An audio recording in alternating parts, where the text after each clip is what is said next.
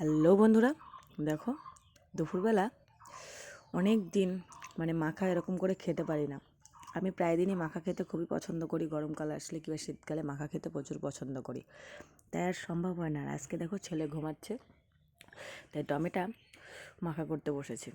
আর সেটা ভালো করে ধুয়ে নিয়েছি। টমেটো ধুয়ে একটু নিয়ে নিয়েছি তেঁতুল, নিয়েছি লেবু পাতা, আর নিয়েছি কাঁচা লঙ্কা।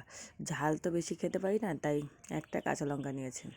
নেব নুন, নিয়ে একসাথে স্বাদ করে মাখাবো। তার জন্য টমেটোকে ভালো করে কুচি কুচি করে কেটে নিচ্ছি। আর সত্যি বলতে মাখা বলো যাই বলো, সম্পর্ক বলো, সব কিছুতেই সময় দিয়ে ভালো করে করলে ঠিক সুন্দর হয়। আর যদি সময় না দেওয়া হয় কোনো কিছুই ঠিকঠাক হয় না। দেখো কোচাতে কোচাতেও আরেকটা অর্ধেক কোচায়নি, মনে নেই। সেটাকেও ভালো করে গুছিয়ে নেব, না গোছালে হবে না।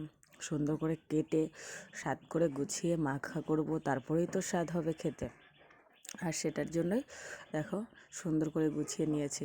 কিন্তু নিজেকে গোছানো নেই, আমি কিন্তু পুরোপুরি অগোছালো, কারণ জানি আগে যদি নিজেকে গোছাতে যাই তাহলে আর মাখা খাওয়াটা গুছিয়ে হবে না।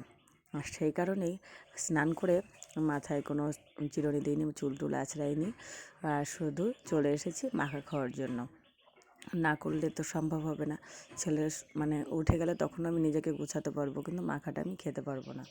আর তার কারণে ভাবছি ছেলে ঘুমাচ্ছে, ঘুমাক, আর আমি একটু মাখাটা করে নিই। দেখো এই যে একদম চটকে সুন্দর করে লেবু দিয়ে, লেবু পাতা দিয়ে, লবণ, লঙ্কা, আর দেখলেই তো সব কিছু দিয়ে তেঁতুল টেতুল দিয়ে একদম স্বাদ করে মেখে নিয়ে বসে পড়লাম খাওয়ার জন্য।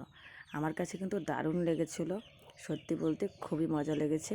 আমি কিন্তু মজা করে খেলাম। তোমরা কিন্তু ভালো লাগলে লাইক কমেন্ট করে দিও। চলো টাটা।